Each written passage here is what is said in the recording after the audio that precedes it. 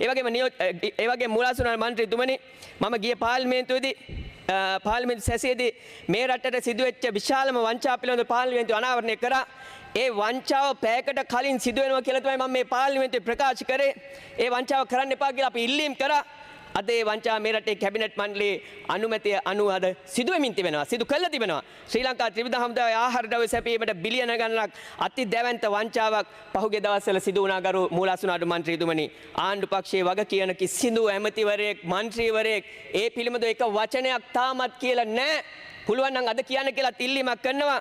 මාදල පෙන්වලා දෙන්නේ යන්නේ අඩු ලන්සුවක් තිබෙන ඒ ලන්සුව ප්‍රතික්ෂේප කළා අඩු ලන්සුව ප්‍රතික්ෂේප කළා ඔබේ පක්ෂයේ ඔබේ ඇමතිවරුන්ට මන්ත්‍රීවරුන්ට හිතවත්කම් තිබෙන මුදල් පොම්ප කරන ව්‍යාපාරිකයන්ට වැඩි මිලට දීපු ටෙන්ඩරේ නිසා මේ රටට සිදු වුණේ මොන වගේ පාඩුවක්ද කියන කාරණේ මම උදාහරණ කීපයෙන් පෙන්වන්න කැමතියි ගරු මූලාසනාඩු මන්ත්‍රීතුමනි.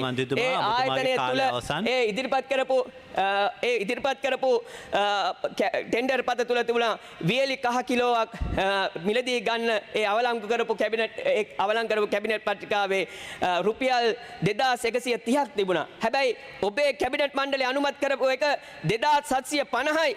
ඒ වෙනස 620යි.